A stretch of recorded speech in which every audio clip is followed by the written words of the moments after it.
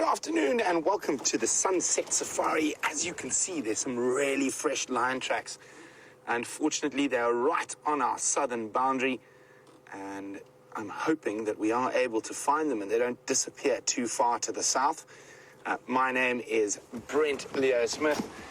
Welcome on this live safari drive. I have Vim on camera. We have Kirsten and Louise in final control, and we have Jamie and Brian out on the other vehicle. So I'm just going to ask Vim now to have a look. We can see where the tracks are going, and after this rain, they're walking in some soft soil. So we should be able to see exactly where those tracks lead. And if anyone was paying attention a little bit earlier, there the lions are. So it's the Styx Pride. They've managed to catch a sub-adult buffalo. Unfortunately, we did know where they were. We're just playing with you. We're just going to see if anyone spotted the lions off my right shoulder before we showed them to you. So unfortunately, they are just across our southern boundary, but fortunately, a nice view. I haven't seen the Styx ladies in quite a long time, so quite nice to see they all look to be doing well. The one female, I'm not sure whether she's given birth yet or is about to.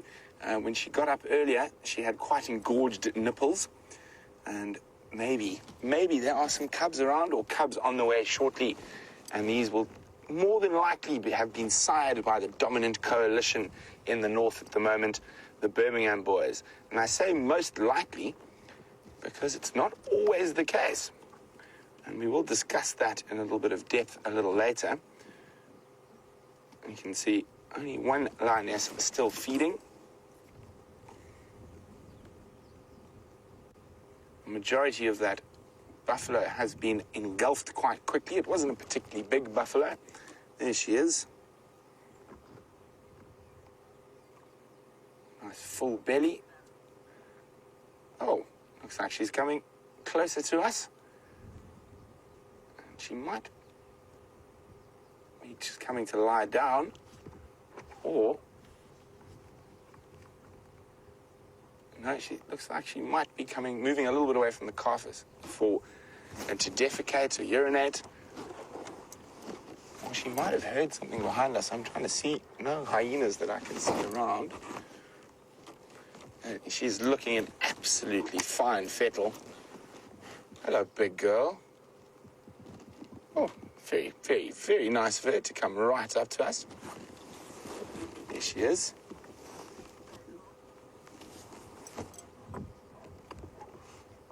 I think she's going to come plunk down, possibly right next to us, and wouldn't that be lovely?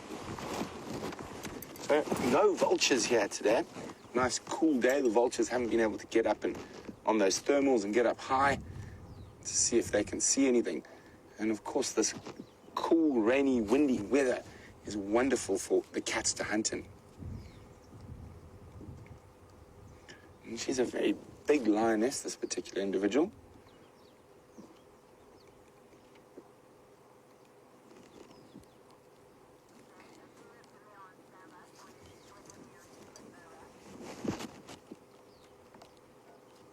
Might be just doing a little perimeter check. You can actually just almost make out on the camera that there's a horde of little biting flies called stable flies buzzing around her.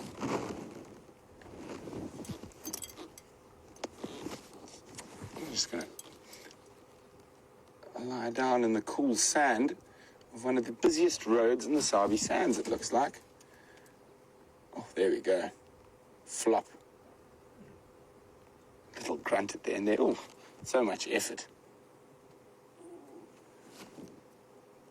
Well, there is quite a bit of rain about. We're getting spat on a little bit, but it looks like it's moved off us slightly and pushed off a little bit to the west. So we have got our rain covers in preparation, but I don't think we need them just yet.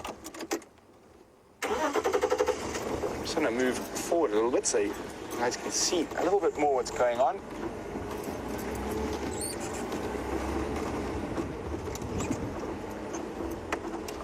So, from what I can see, it looks like the kill almost actually took place right here.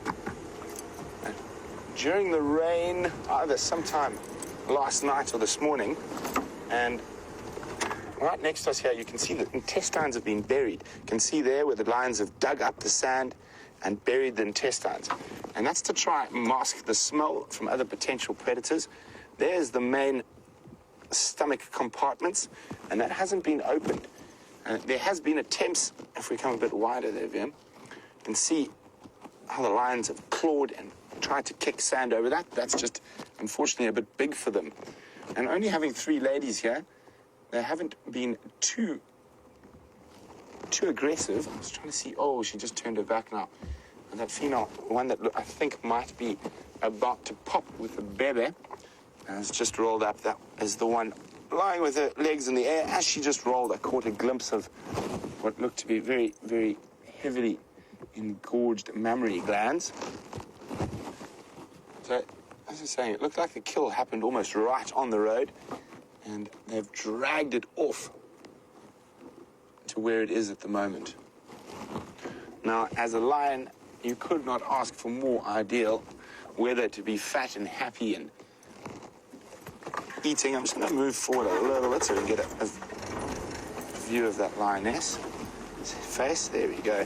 So even though that it's really cool, she's still panting really heavily.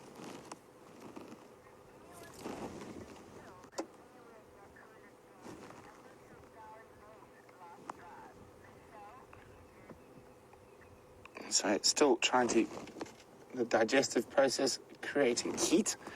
There's the kill there. We can't really see it too well from where we are. You can see a nice big hip bone. And I'm sure quite a lot of you are a little bit worried since we are on the southern boundary, which is known as Gowrie Main. And Karula currently has her cubs stashed in a den very close to this road.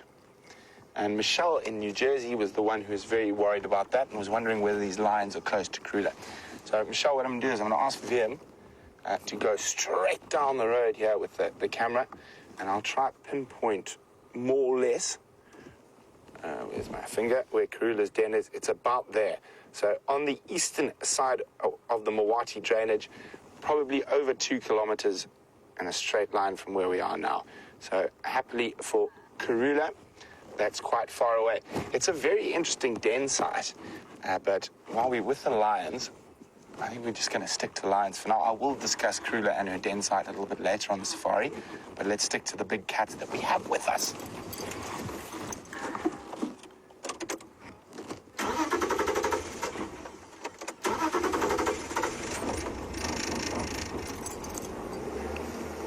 So, Safari Dean's first time seeing the sticks. Well, congratulations, Safari Dean.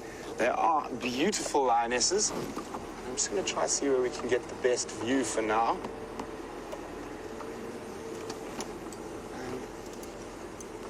So we can see... I'm trying to see if we can get a nice little view of through that gap. And as I said, it was a young buffalo. Can we get through that hole there, Vim, or have I gone too far? I'm just trying to see I've gone too far. If I come forward a little bit for you. And there you can see that heavy panting lioness. So if we go across to the kill, we can trying to just see the heads just through there and very undeveloped horns. That's the ear. Unfortunately, we can't really see the horn from where we are here. So probably a buffalo calf around 2 years old would be my guess.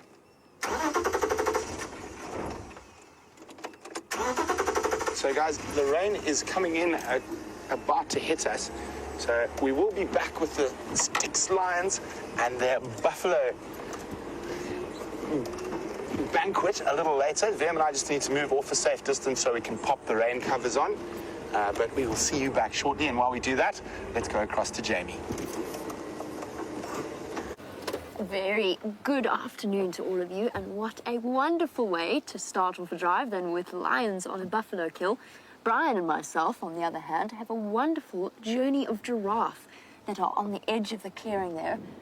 I was just about to get you a slightly different view, but But since we're here, we'll stop for now and just have a closer look. I believe that is our persistent suitor, a male giraffe that we've seen fairly regularly in the company of a female and her 6-month-old calf that you can see just behind the male's back legs there. There's about 5 giraffe in total that I've counted, could be more, so not quite reached our record number of 9 on quarantine, but nevertheless, a lovely sight to start off our afternoon. There's a female there, very, very pale in color. You can actually see there's another low head. Now, we always think of giraffe with their long necks as feeding on the tops of trees, but most of their behavior this afternoon has been leaning down and nibbling far lower, almost in line with their shoulders. There's the little one at the back, and its mom, all fairly light in color, which of course is a combination of genetics as well as age. But particularly with male giraffe, they start off their lives fairly light in color and then darken as they grow older. Now, the fascinating thing to watch a journey like this as they feed, and the fact that, I know James touched on this a couple of days ago on one of the drives, the fact that the plants that they are feeding on, in order to reduce the impact that not just the giraffe will have, but any browsing animals, even an elephant or a nyala or a kudu, they will start to release a very bitter-tasting tannin-like substance into their leaves.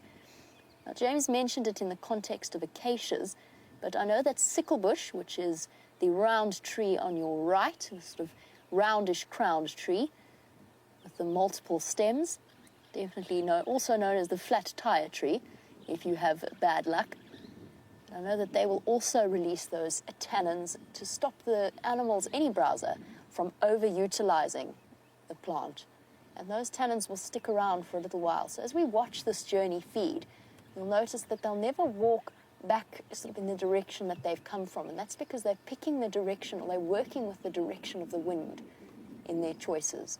Because not only will a tree release a tannin, but it'll also release a pheromone that will alert other trees surrounding it.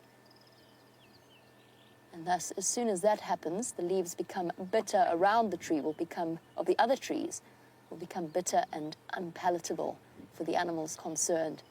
So they move, if not downwind, then at least not direct, or they won't move directly downwind. And the alternative advantage of that, of course, is not just do they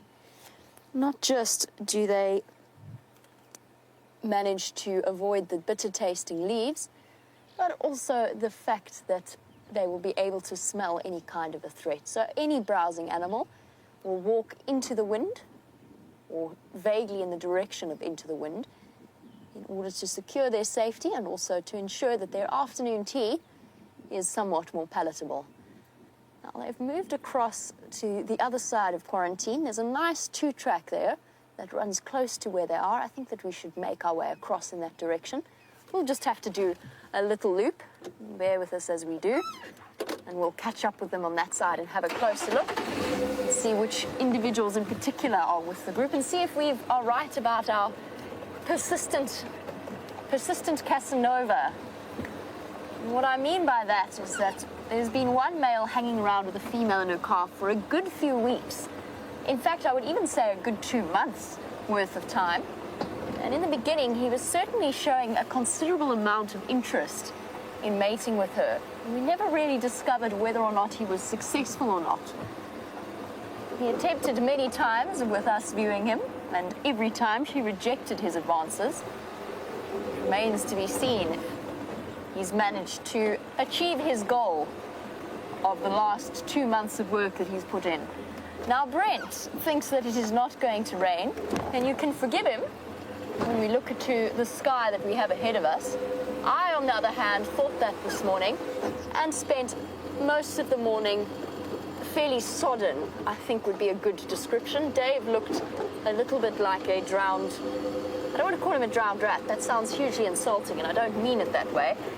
He just looked a little bit bedraggled by the time we managed to reach home. We were both feeling somewhat damp. And I have a feeling that changing into a fresh, new, clean and dry uniform might have all been for naught this afternoon, as the end of this cold front, I say cold front, it's not really that cold, but as the end of this rain front at least, slowly makes its way through. I feel as though I'm already being drizzled on, but I don't know if that's my imagination. Brian's nodding. There's a little bit of drizzle in the air. There is a moisture and a drop to the temperature that suggests that Brent perhaps might be mistaken. We shall see. I actually did race back to fetch my rain covers on the theory that if I didn't, it was going to pour down, and that if I did, it wasn't going to rain. So we'll see what happens. No, there's rain in the air. I'm sure I can smell it. Some mizzle pouring down on us. A mixture of drist and mizzle? Drist and mizzle, there we go. Some spoonerism in the afternoon. Hello, little monkeys. What you been up to? Mischief as always. This shy little troop that often hangs out in this area before we get to our giraffe. I can only see one. Oh, goodness, our subtle stop as he dashes up the apple leaf tree, pausing to peer back at us anxiously. What's up, monkey? I know that I'm certain that the rest of the troop is here. Oh, somewhere. And the answer is yes. The rest of the troop has relaxed slightly, and there they are. Hello, baby, we see you, peeking out from behind Mummy. Yes? On the ground, foraging for seeds and fruits and roots. Oh, lunchtime. Lunchtime for little one. Picking the most in. There we go. Mommy shifting about to accommodate him. Another really nice start to the drive.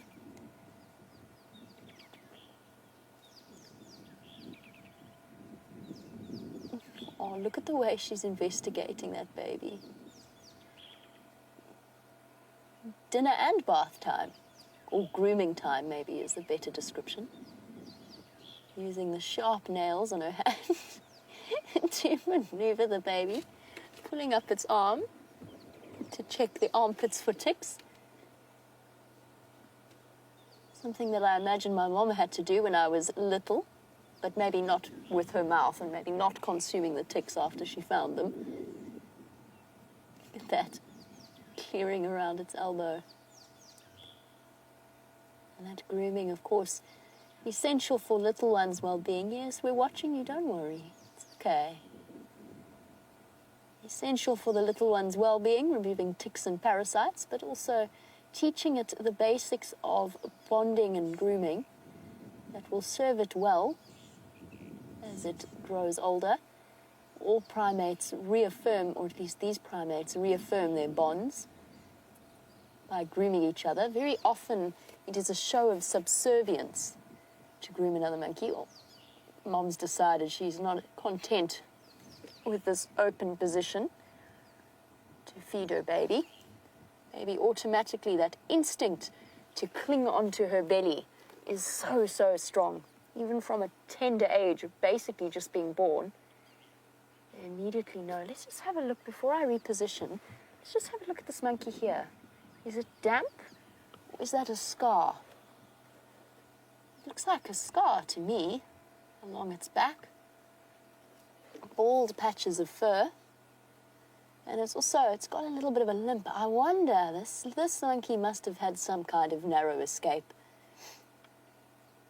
If I had to throw a guess out there, I would hazard at the possibility of an escape from a bird of prey.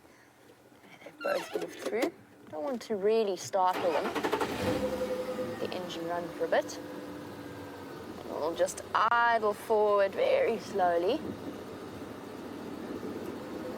I wonder as well if this is not Mom's previous youngster, judging by the position it's taken up. Sorry, guys. Sorry. It's all right. It's okay. Maybe a lucky escape. I'm going to speak softly just so that I don't disturb them, but maybe a lucky escape from a raptor. It's not a fully grown monkey.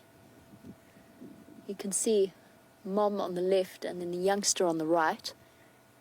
Maybe a previous offspring. Could well be. And there's lots of threats to monkeys out here. Big birds of prey, something like a martial eagle, even a Burroughs eagle owl will tackle a monkey whilst they are thinking they are safely asleep in their trees that they've picked for the evening. Something itchy on his head. I love the way they grab it and then investigate it. Give it a really close look before popping it in their mouths. I want to see which tick has bitten me before I consume it.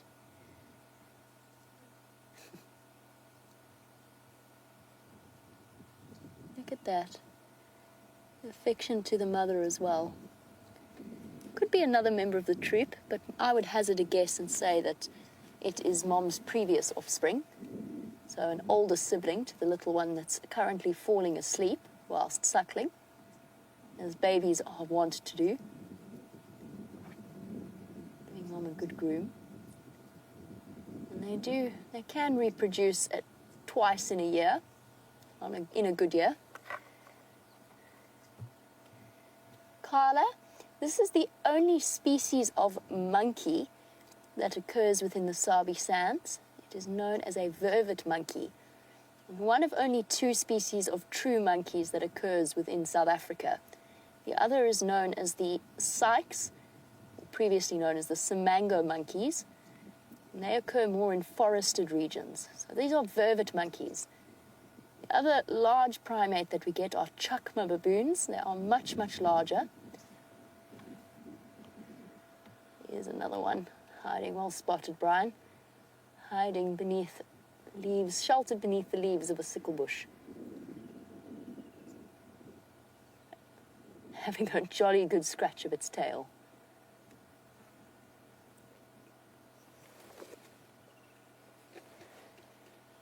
It's a lovely, lovely monkey sighting. Here comes Mum to join the fray. Poor little baby just wants to have a meal and a nap. Mom keeps moving off. Imagine if our children were able to cling on like that, how much easier lives would be. Although we'd probably find ourselves with back problems. Where are you off to, Mommy? I'm going to go find a tree somewhere.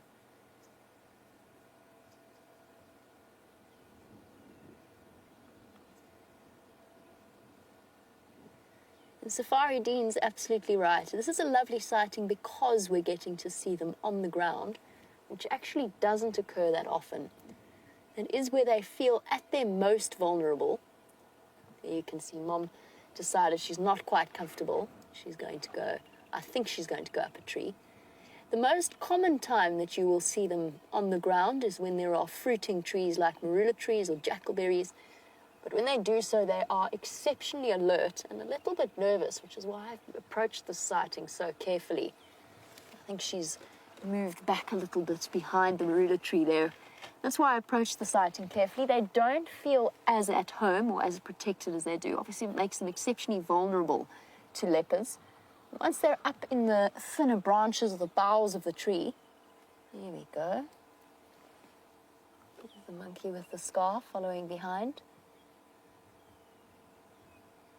And even competing with a monkey, a leopard in a tree just doesn't have quite the same agility, and it takes an exceptionally skilled leopard to catch a monkey, and an unlucky monkey at that, from the boughs of a tree. But leopards are very good at surprising monkeys down on the ground, so that's why they are so nervous. It puts them at risk of all kinds of different predators, including possibly snakes, but mainly birds of prey and leopards. Speaking of animals the predators of the reserve, let's find out what Brent's lions are up to.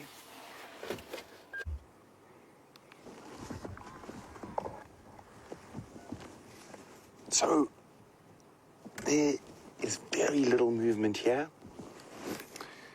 Some very happy, fat, full lions.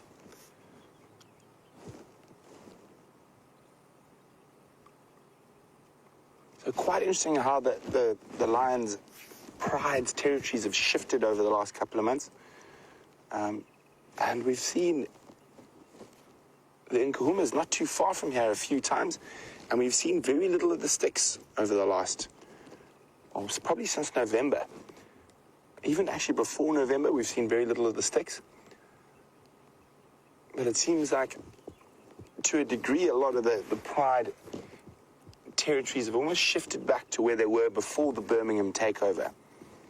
And so the sticks are starting to come quite far north again, up towards the southern sections of Djuma. The Nkuhumas still haven't quite got back to their normal part of the world, which is very good for us. We're seeing a lot more of the Nkuhumas than we were in the past. They seem to have shifted a lot of their territory onto Djuma, covering most of Djuma now, and also a little bit further to the west into Arathusa and Sebambili. Traditionally, they used to spend a lot of time to the north in Buffelshoek, but now the Talamati pride seems to be spending more and more time in the area that was traditionally Nkuhuma territory. And Talamati pride's getting quite big now. So 5 lionesses, but 8 cubs. They also spend a lot of time with the Salati male lions. And since the Birminghams have ousted the Matimbas, the Birminghams don't really go into the north too much. They seem to stay in the east.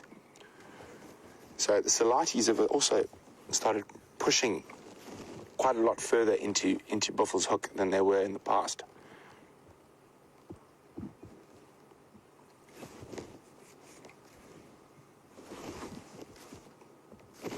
But that is one of the amazing things about being here constantly and having these live safaris every day.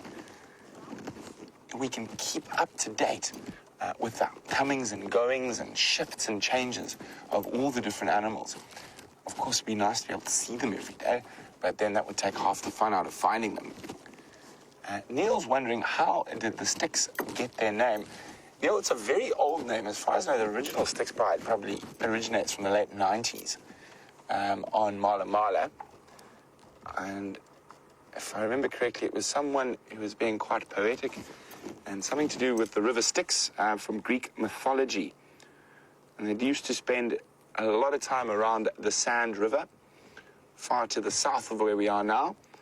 And they got quite big, and then they split and split again. Now, I'm not 100% sure how many Styx lionesses are still out and about. And do know of these 3. I think there could be a few others.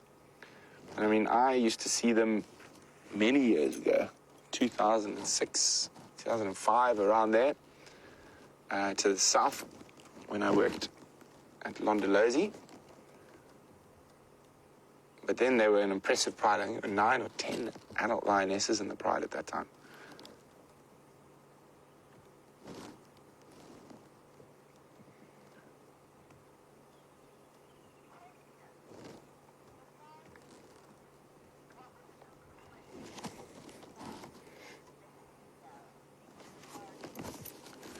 So Safari Dean has got quite an interesting question. Since we've been discussing the different pride movements, Safari Dean would like to know what would happen if the Nkuhumas happened upon the sticks here. Well, I think with only 3 Styx lionesses, I think the sticks would turn tail and try to get out of here. But you never know. With those 5 adults, the Nkuhumas would definitely have the upper hand at the moment.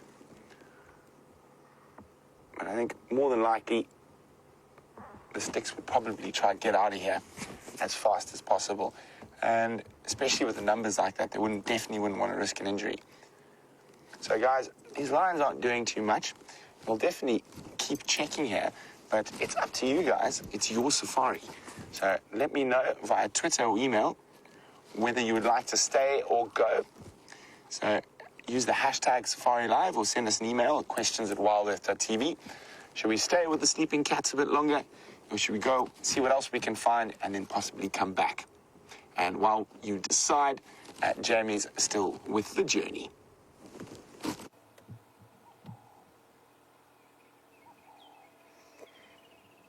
And really, truly, a magnificent specimen, this gentleman. Just look at that.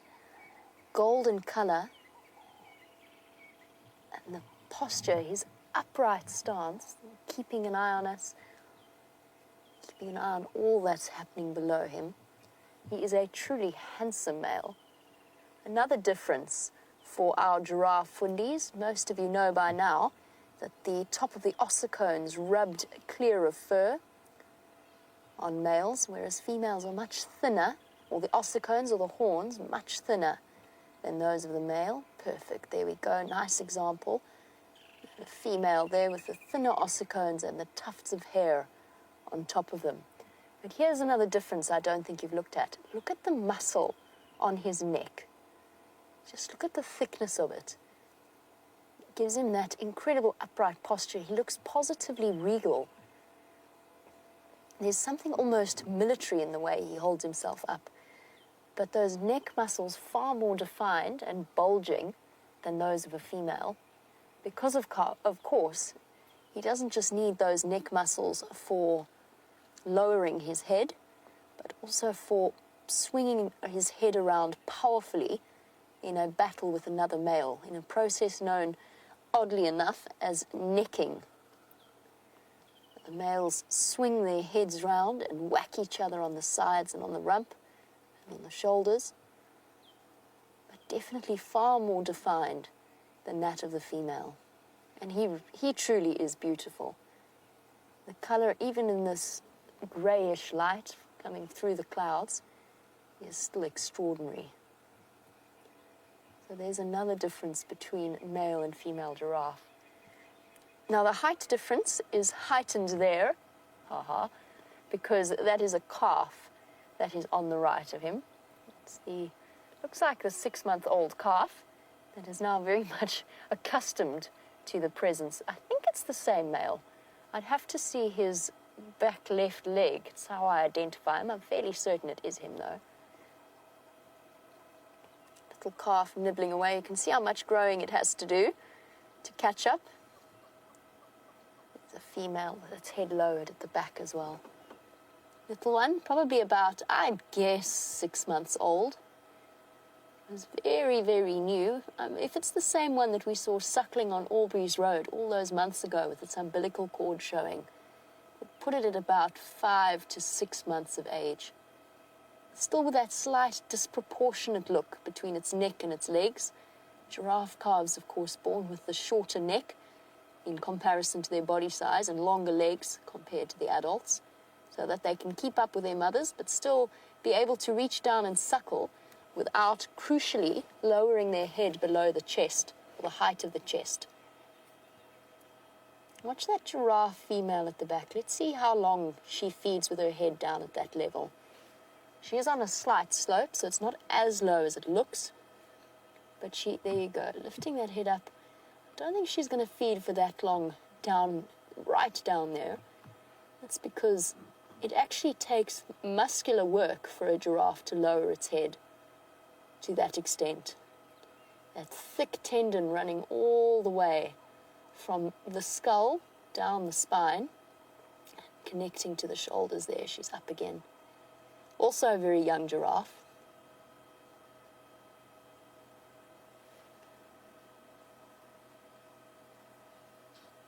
And since we've started the sighting, the females have been relaxed and feeding, and yet the whole time, a gentleman has been keeping an eye on us.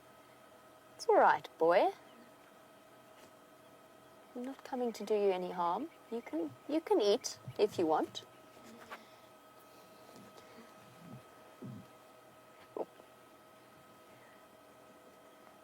Shaking the oxpeckers away from his head. They're obviously irritating him a little bit.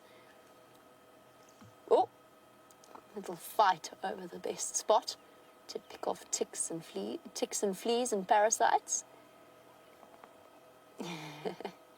Not enjoying their attentions terribly much. Now he's looking out across the plains, and you have to wonder what he is thinking. Funky Kauai was wondering, do the animals sense the rain before it happens? And yes, I suspect that they do. I think that they've got a far deeper perception and understanding of what's happening around them than we necessarily as humans do.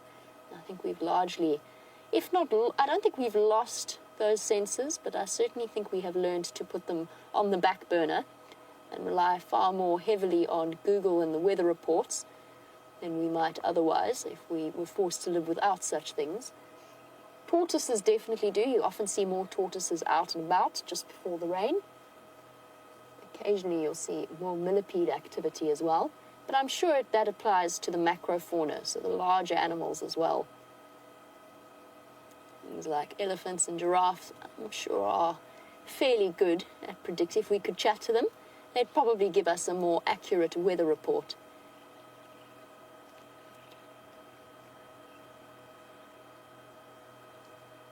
The giraffe love this area.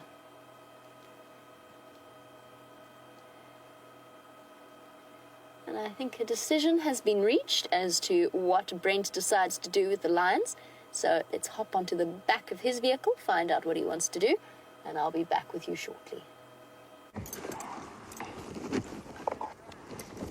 So, as you can see, very little happening, but we just want to have a quick look at this female's stomach. So if we have a look, I don't think she's given birth yet, but definitely looks like she's possibly pregnant. As you can see, the mammary glands are quite well pronounced already compared to what they normally are. So we could have some babies in not too long. Wouldn't that be wonderful? But we have a verdict on should we stay or should we go with the lions, and the verdict is we're going to move along and see what else we can see, and then we'll probably head back here a little bit later. Hopefully they'll be a little bit more active. We did have that fantastic view of that lioness walking straight up towards us as we started the sunset safari. So toodles for now, kitty cats. We'll be back.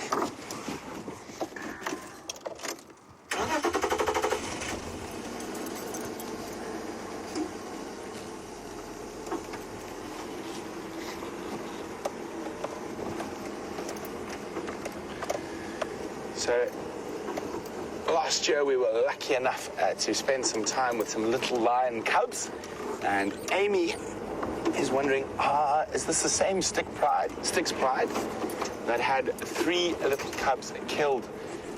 I think it was 2 cubs killed.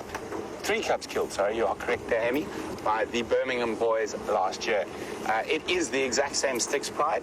They have now succumbed to Birmingham, the Birmingham males. So, as I said, it's more than likely that the Birmingham males have fathered that pregnant female's cubs.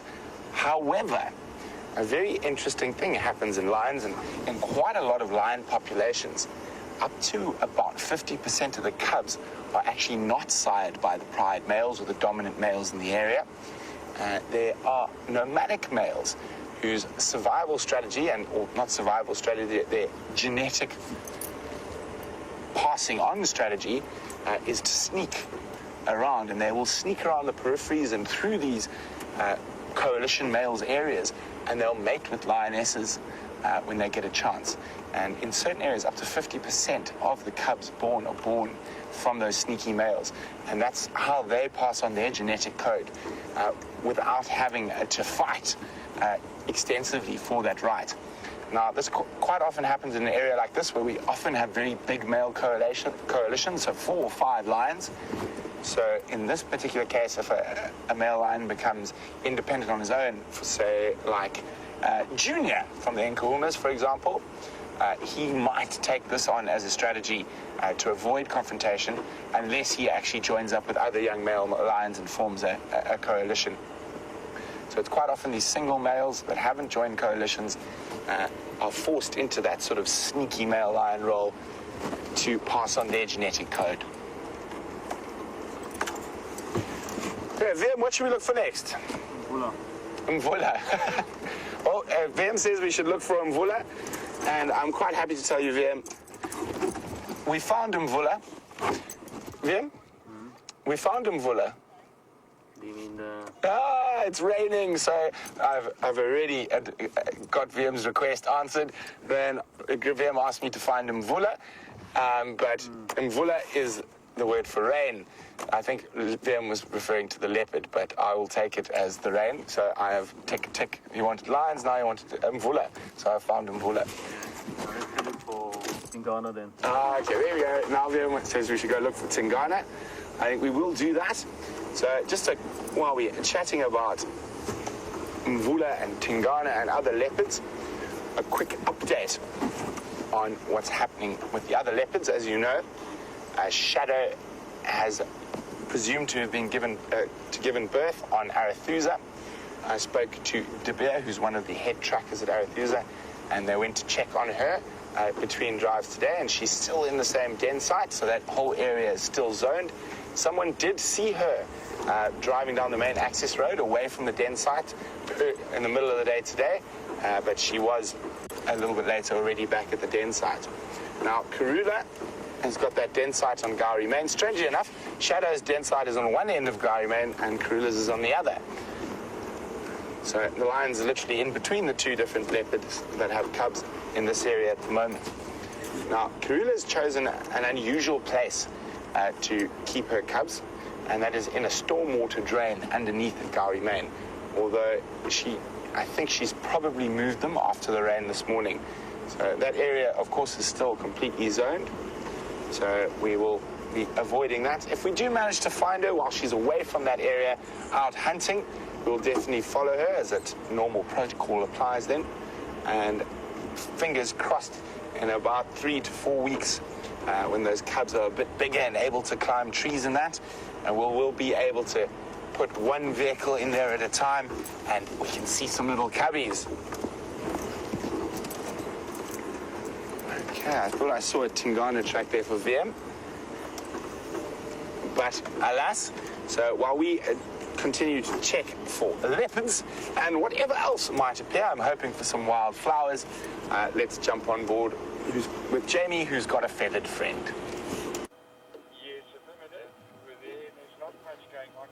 Now here is a wonderful bird known as a black-bellied bustard. And yes, you heard me right, bustard with a U, bustard. A relative of the corehorns and also the relative of the Corey bustard, which is the heaviest flying bird in the world. Now the reason I enjoy these particular birds so much is their incredible call. Generally, they only do it at the beginning of the day and around sunset, but maybe we'll be really, really lucky and this gentleman will give us a demonstration. Keeping my fingers crossed and sticking around in the hope that he might. And see how the wind's picking up, ruffling his beautiful feathers. The call of the black-bellied bustle there. Oh, goodness, not even I can say it properly. The call of the black-bellied bustard is something akin to a whistle and then a short break, at which point he curls his neck up in preparation for the grand finale, which is a sound much like the popping of a champagne cork. Now, I do not even begin to attempt imitating it. It sounds ridiculous. Brian, I know, has done 1 or 2 good imitations before in his time.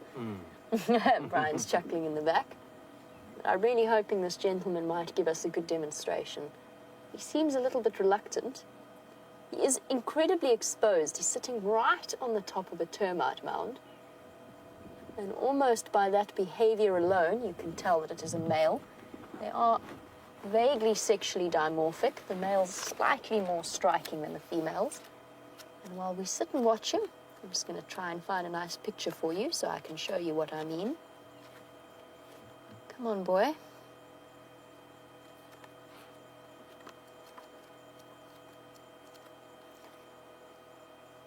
So hopeful. I'm also taking this opportunity to just listen for the herd of elephants that is reported to be in this area.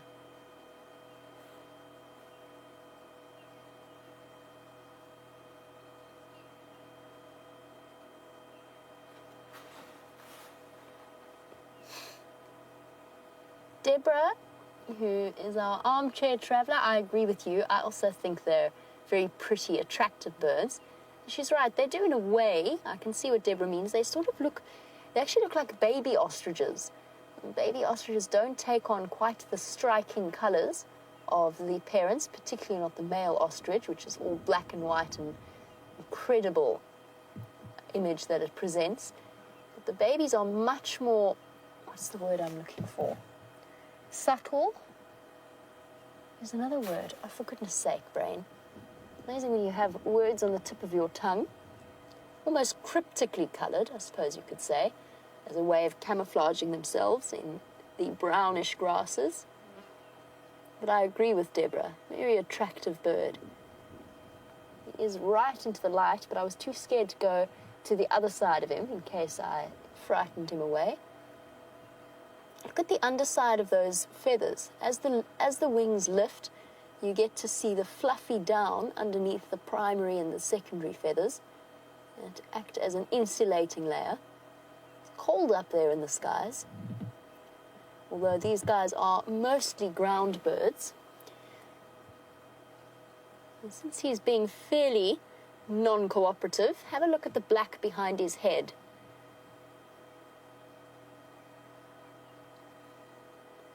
Has he got black all the way up his back? Oh, he does. There, you can see it. James Taylor was wondering what it is they eat. There you can see the black strip all the way up underneath the chin. So that and the larger size is what distinguishes it from the red-crested korhaan, just while he turns his head like that. James Taylor, what do they eat?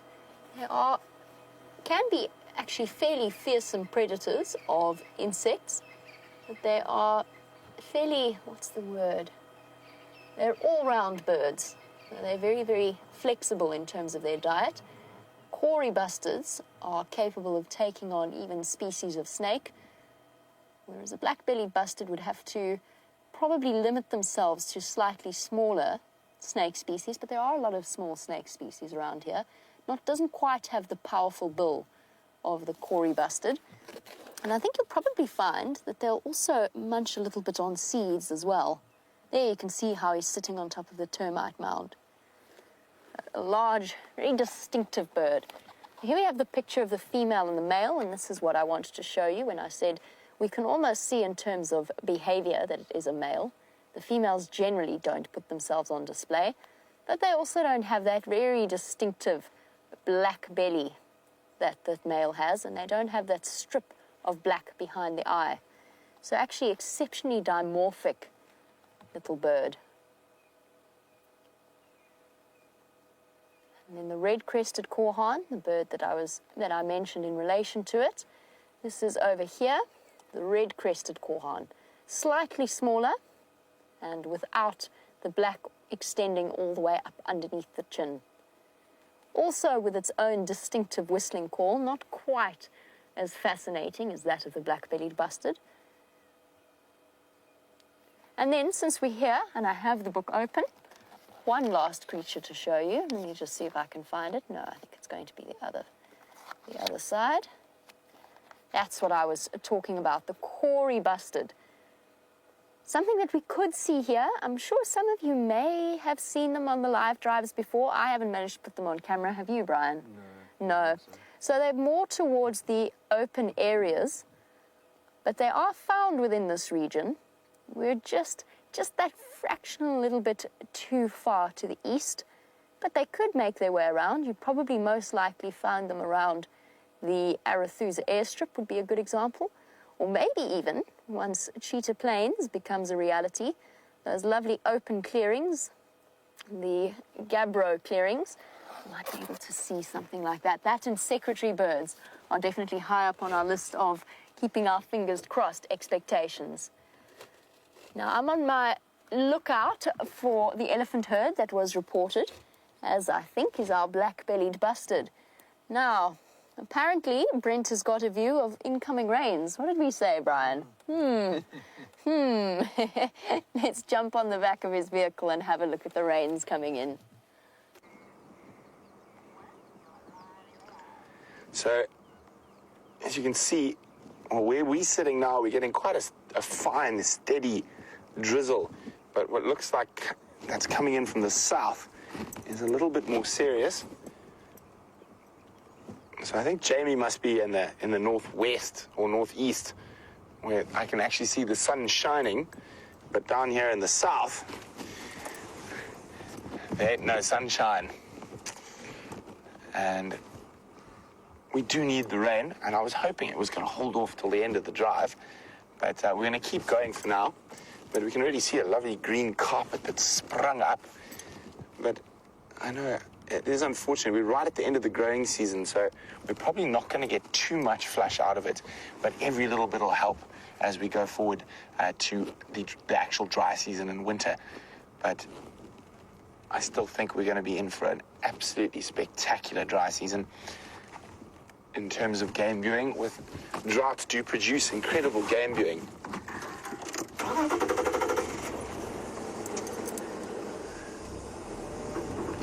So on VM's request, we're going to just be slowly checking very carefully around areas where Tingana has been known to pop up from time to time. And said it's very possible he's here at the moment and we've missed the tracks with all the rain.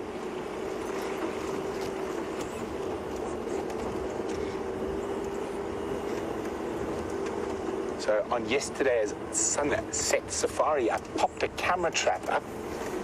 And I left it there for the day as well today. So we're just going to slowly make our way there. I'm going to take it down. And then, unfortunately, it takes a different card to my camera. So you'll have to wait till tomorrow to see what's on it.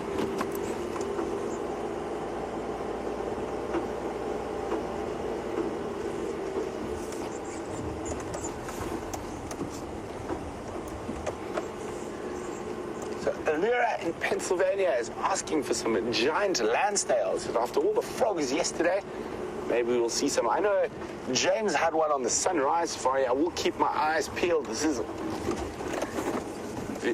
Vim has spotted something. Warthogs. Well spotted, Vim. Oh, there we go. Is that okay? Here we go. Warthog with some piglets, and they're getting quite big already. Let me just try and go back a little bit. Looks like I'm going to pop through that window in the tree there. Oh, through the window already.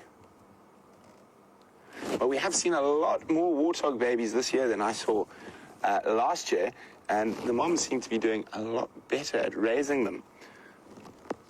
There comes another little one. Incredibly cute little creatures.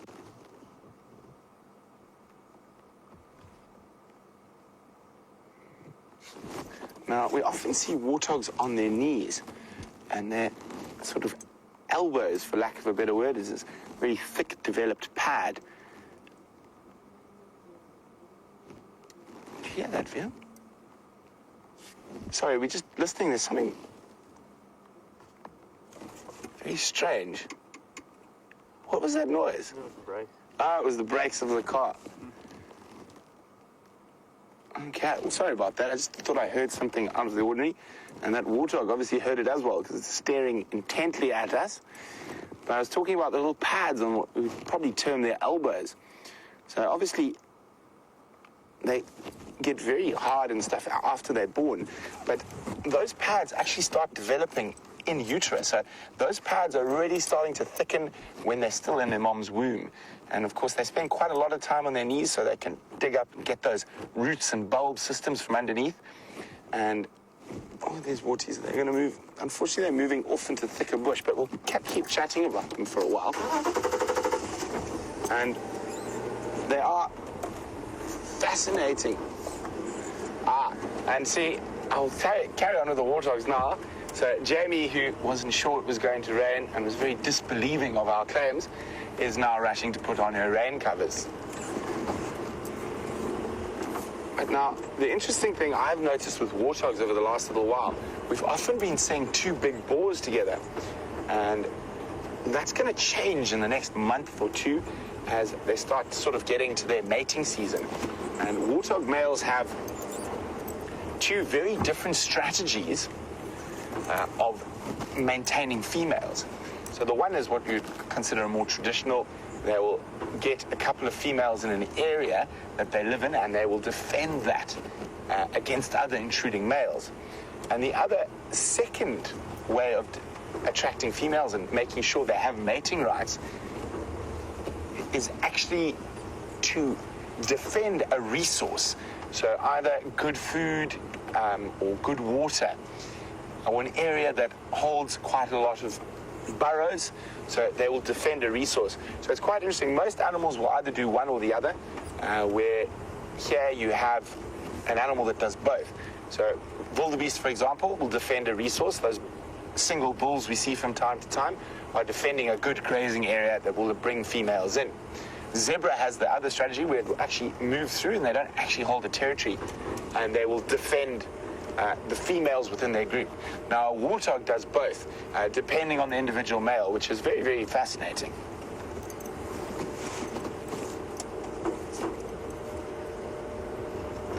So we're making our way towards Impala Plains at the moment, and we have seen Tingana in this area quite a few times, so going to be quite interesting to see what's there. If not, I'm hoping for some nice general game on that nice short grass, maybe some zebra or some wildebeest.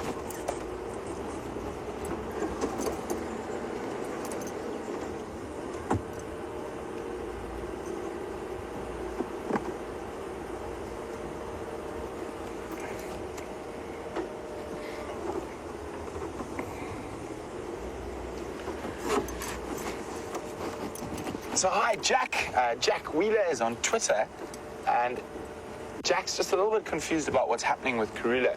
She says, why can't we go find Karula? Why can't we view the cubs? I'll just clarify that for you. So, Jack, we could find her very easily. We know where the den is. But while those cubs are so young, we want to put as little pressure on her as possible. So we just stay away from that area until those cubs are old enough to sort of climb trees and be fend for themselves. When they get to that age, Karula will actually leave them by themselves for quite a few days. So we do keep an eye on Karula, and with the senior guides from Juma and whatnot, every now and then we will go outside of the game drive time to just check up on everything, make sure that no one's going there, firstly, and also to make sure that she hasn't moved the den site so we can move the area that's zoned. So what we do is, well, in the north here, they call it a negative lock. So a negative lock is fancy Sabi Sand terminology for you're not allowed to go there. So there'll be a discussion between senior guides. They'll go together. We'll go check. The last time it was Steph, myself, and Jamie, and then also Candace, the general manager of Juma. We just went to have a look.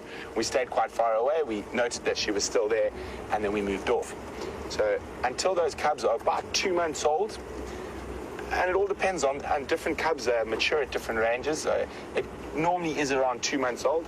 At 2 months old, we'll start viewing them regularly, but only one vehicle at a time, and then maybe only 2 vehicles per game drive. And then once they get a little bit older, it obviously that sighting becomes a little bit more open, and we'll put. It'll still stay as one vehicle for quite a long time, but you'll be able to have multiple vehicles that'll cycle through there.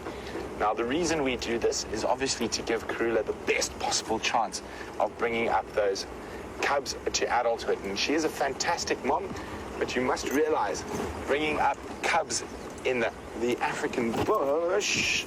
Oh, VM, I thought you were in luck, but unfortunately not leopard tracks, just a hyena. In the African bush is a very difficult thing.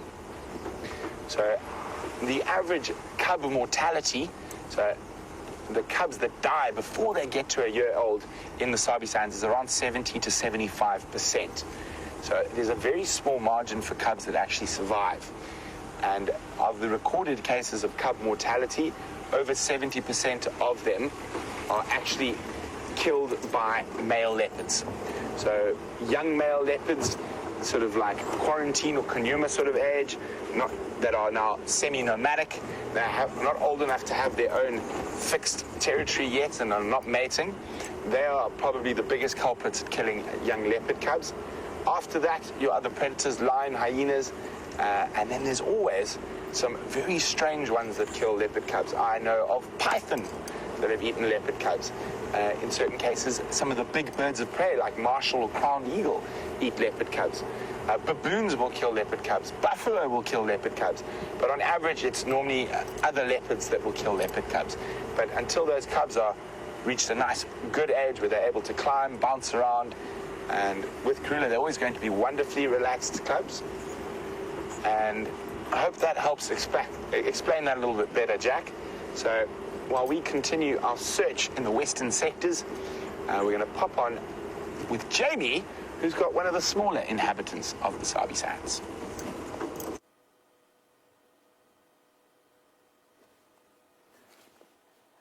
I was on my way to search for elephants, but I have found some of their biggest fans. That is a dung beetle who has rolled a most impressive dung ball. Unfortunately, he hasn't yet managed to find a female, even with all of his hard work.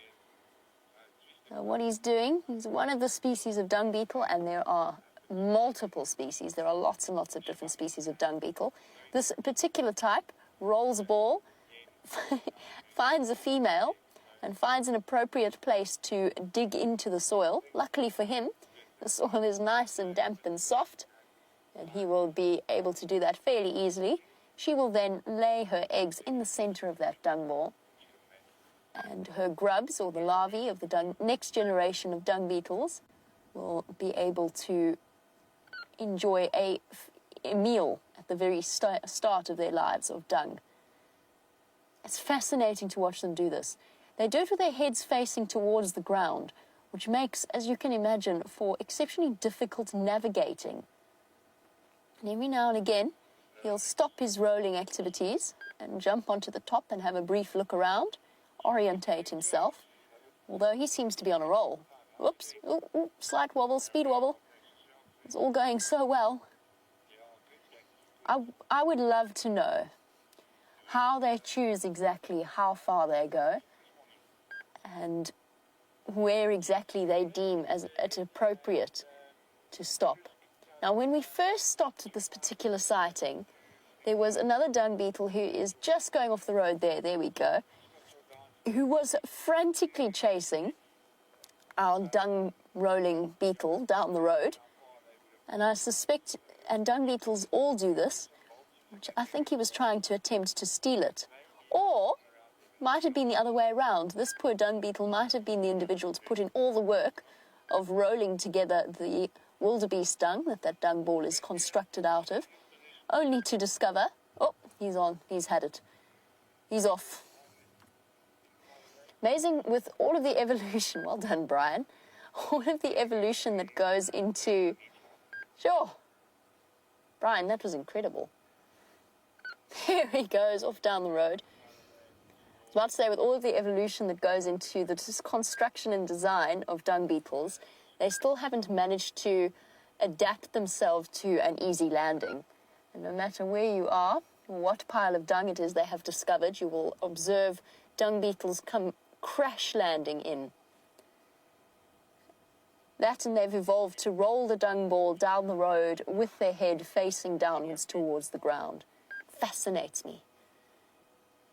I happen to know personally somebody who won the Ig Nobel, rather than the Nobel Prize, the Ig Nobel Prize, for working out exactly how dung beetles navigate in terms of gravity and the pull and the light of the moon, which is fascinating. I'll have to read up on it before I give you the full details, because I don't want to give you misinformation, and I don't remember the full details of his paper. There he goes.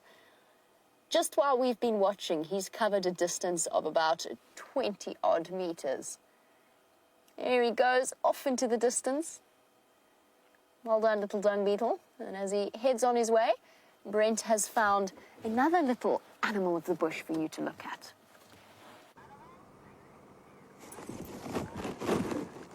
So, from one little animal that has a lot to do with dung to another little animal that has a lot to do with dung.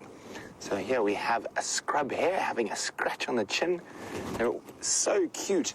Oh, their noses are always on the go. Little lick. So he's maybe sitting up a bit early because of the cool, overcast weather.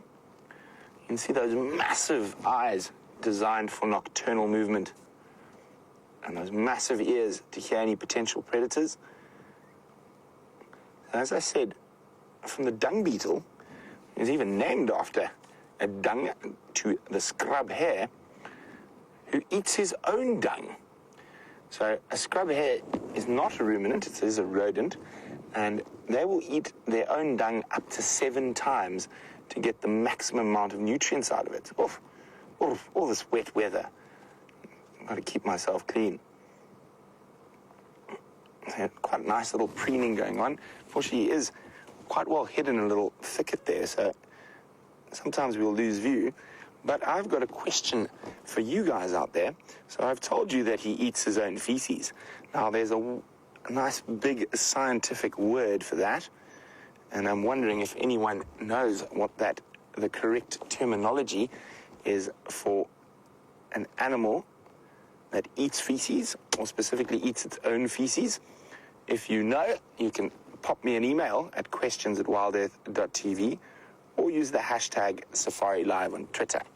So you can see he's cleaning himself quite a lot at the moment, and that is probably due to the wet weather, trying to keep himself nice and clean. You can see he's got himself into a wonderful little thicket, and there's probably not a good chance of one of the predatory birds spotting him from above. And there we go. Now, try to get rid of those fleas and ticks. Now, these little guys have incredibly sharp little claws that you can actually see in their tracks when they run, and to help them with traction when they're trying to escape from potential predators.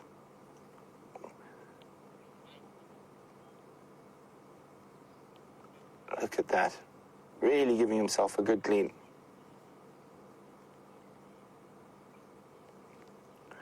So it's not a rabbit, it's a hare. And rabbits and hares are quite different, and specifically in terms of how they have their babies. So a rabbit gives birth under the ground in a warren, and the babies are born very similar to what a predator's babies are born. Very little hair, eyes closed, completely helpless. And it takes them quite a while to get bigger and stronger before they come out with the adults. A hare has the complete opposite strategy, and it's very much like an impala would be. The babies are miniature versions of the adults, and they're able to run within minutes of birth. So a hare's baby and an impala's baby, for example, is a term called precocial, obviously based off precocious, and an rabbit's baby or a leopard's baby is altricial, meaning it needs care and looking after. So a human being as well would be altricial, and a zebra would be precocial. So I hope that, it looks like he's finished cleaning. I have one last look at this little ball of fluff. He seems to be listening. I hope he's been taking notes, and he now knows that he is precocial.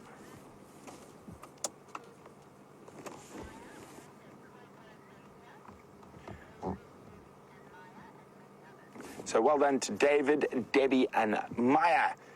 Coprophagia or coprophagy or coprophagy, depending on your pronunciation, is the correct term for an animal that eats feces. So while we leave this little guy, and we're going to move on, and we're going to be looking for James at the moment, because the James has my spotlight.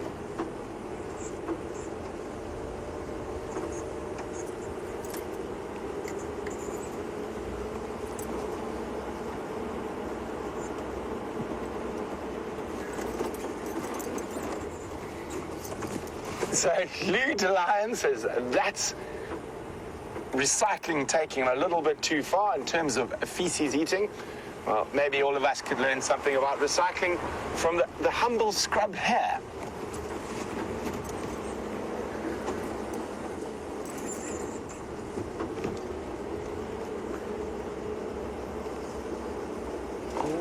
We keep trying to run from the rain. It keeps following us, but we are trying to keep further and further to the west as the rain rolls in from the south and east, to try stay out as long as possible.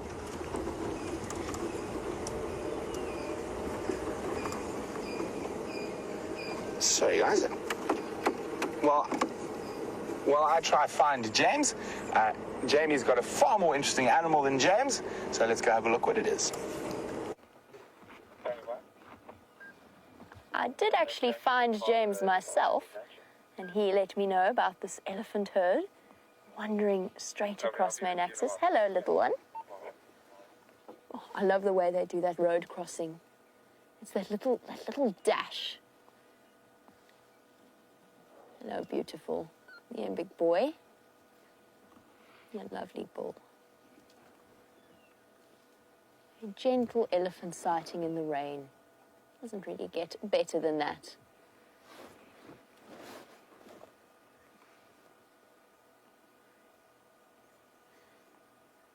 Well, that rapid little walk that they do across the road. And Geraldine was wondering, Geraldine watching at the amazing distance of probably about 2 kilometers from a final control, wanted to know why they do that rapid walk across the road. It's specifically the little ones, first of all because it's a bit of a slope for them, so they build up a bit of momentum going downwards, and also because they feel slightly exposed, particularly when separated from the rest of the herd. They like to do a fast jog to catch up with them. It's generally the... Oh, what happened there, girl? Something irritating you. I like to do a rapid movement across. Now, when I bumped into James about 2 seconds earlier, he mentioned that this at half trunks herd was with the rest of these elephants. I think she must have moved off into the dense bush. We do have this lovely older female. Look at the way she's sunken in around her temples. Hello, big girl. You're gorgeous. We really have been spoilt with some phenomenal elephant sightings over the past few days. Really special. She's got nice thick tusks for a lady. This little one hasn't quite got there yet. And the trunk coordination, as we've said before, takes a few years to perfect. Even at this age, which is probably about, I don't know, 2 years old or so, they haven't quite got it down to the same way that the females do. Kicking things over, on the other hand, definitely going well for this little one.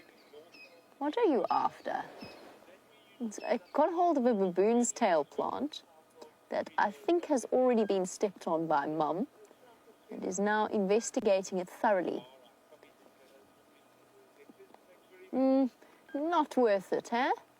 Not quite worth the effort involved. Oh, there's a sibling or an older cousin. Time to say hello. Stepping over the thorn bush.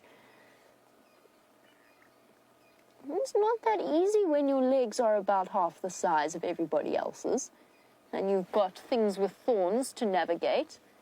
It doesn't quite come as second nature.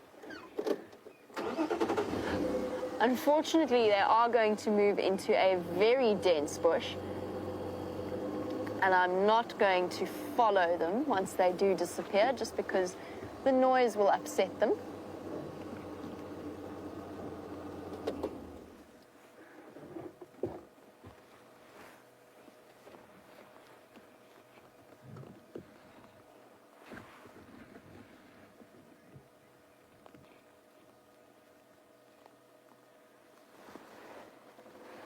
As I said, the elephants are disappearing into the bush. Bouty or Booty, I apologize if I have mangled your name. I'm not quite sure, so correct me if I'm wrong in pronouncing it. I imagine that it's Bouty, who is watching in Romania, wants to know what is the difference between forest and bush, since they both seem to have trees in them. A very poignant or very valid observation.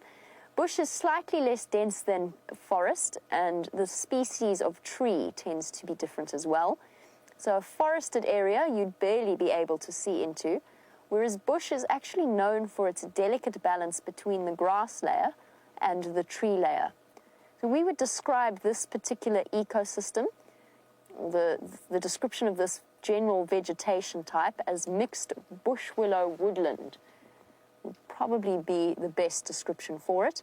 In other words, the predominant species are bush willow species intermingled with raisin bushes and various other tree species. So it's not as dense, and there's that very, very delicate balance between the grass layer and the tree layer that qualifies this as bush or savanna, is the larger biome that it falls under. A forest is a denser vegetation. There's less dependence on the grass layer and is more dominated by the presence of trees and also the types of trees as well. Generally, our typical idea of forest is that it is evergreen, which isn't always the case in South Africa. We do have areas that qualify as forests, but they are much smaller than our savanna areas and more found along the ridges of the Drakensberg Mountains or down towards the coastal areas. Brent is behind me saying, beep, beep. Like to come past or something? Beep, beep. I see you found your rain covers. Let's allow Brent to come past before he pushes us out of the way.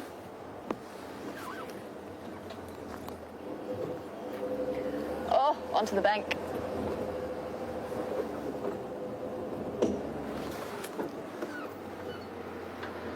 Hi. Hello. Great minds think alike in terms of area. No, literally, Liam and I have been running from the rain. You've been running from the rain. We've now got to the point where we've got nowhere left to run. Liam, that is an extraordinary poncho. I'm not even sure if it's the right way around. I don't think it Liam's matters. been arguing with the poncho for Although quite a while. it looks as though the hood might sort of sit over your eyes. Yeah, I think this is actually the back. Fair enough. I can't talk. I look a little bit like I'm wearing a Liam's gonna sail. Get himself a nice puddle under his chin. He can have a drink of water as you go. We're going to go collect my camera trap and then get back to work for a while. Okay, enjoy. Bye. Don't get too Have fun damp. with the elephant. The elephants, of course, now moving. And we've got one or two grey bottoms disappearing behind the leaves. Liam's poncho looks incredible. It's like he has a little water trough.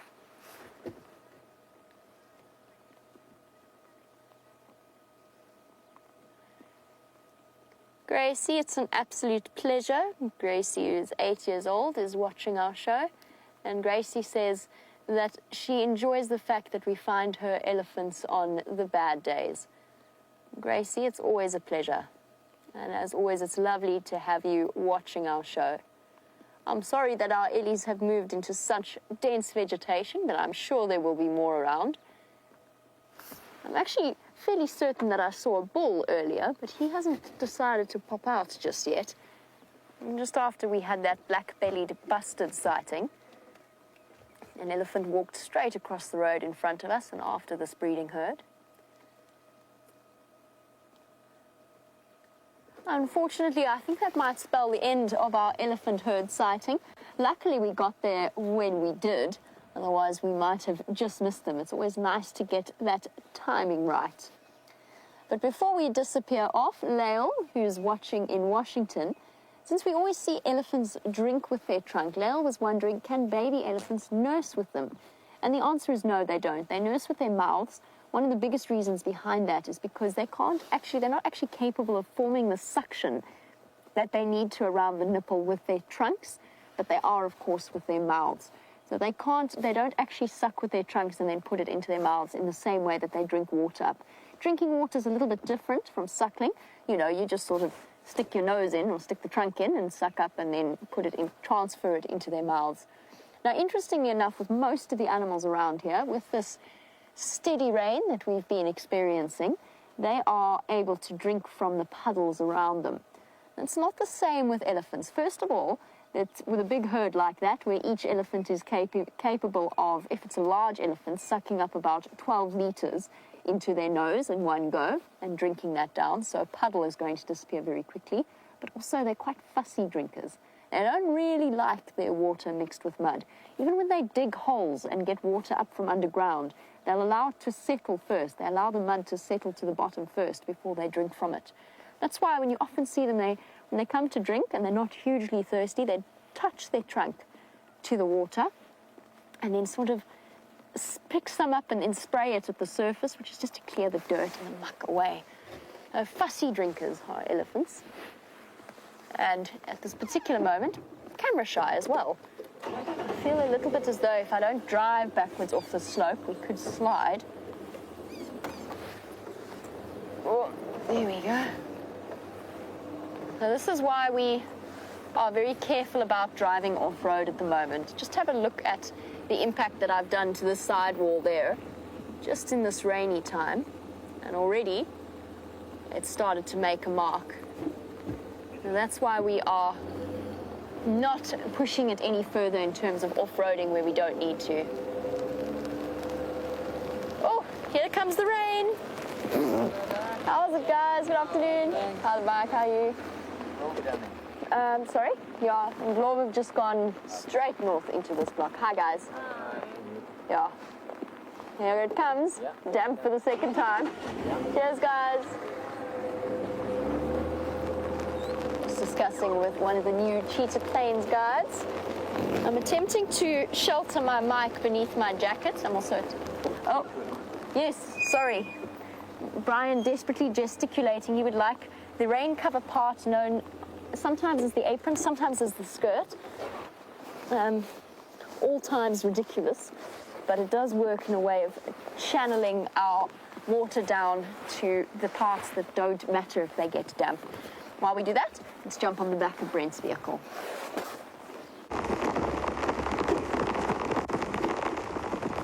So the rain has stepped up quite a bit and there's a lot more coming. So we're going to just collect the camera trap quickly. Unfortunately, the lions are way down on the south and I don't think we're going to be able to get there in this weather without compromising the equipment. Oh. That wasn't very clever, was it, Vian? I'm a bit too far. Oh, misjudgment there. Let's just go forward a skosh. So, very exciting. If we do find anything on this camera trap, I'll be sure to post it. It's got video and photo on, so hopefully we might catch something we don't get to see normally on the drives. You turn it off so it stops taking pictures of us. There we go. Have a quick look. See how many pictures it took. Ooh, 124. I wonder how many of those are of people driving past. Speaking of people driving past, I told him the rain was coming, but he didn't listen. Look at him. It's Ninja Bond. It's Ninja Bond in his ninja gear, running from the rain. Are you still going in this wet weather? We're about to. I think we're waiting for them to say the camera's going to break. Yes, And then, I got very wet, everyone. Can you see? is there more coming? Yes, lots. All right, there we go. The time when you pack it in comes. When your underpants have become wet, it is then time to go home. I have reached that stage. Have a good drive. So James is coming from the direction the weather is coming from. So I'm just going to ask Vim what he wants to do. He's the boss when it comes to these things. There you go. I don't know if you guys could hear that. Vim says, unfortunately, we have to call it. We're getting wet, but we're waterproof to a degree. Unfortunately, the cameras and everything else is not. So it's been great. We will stand by. Hopefully, it doesn't, or it does stop for a little bit. But I'm going to get Vim to show you quickly. There seems to be a bigger white wall approaching us, and I think that's what James has just come out of. So that is all, that white haze you're seeing is all rain. So thanks for joining us on a wet but shortened sunset safari. And it is great because we really need the rain. The animals need the rain to get through this long dry season. So don't forget to join us on tomorrow's sunrise safari. And hopefully we'll be a little bit drier than we are at the moment.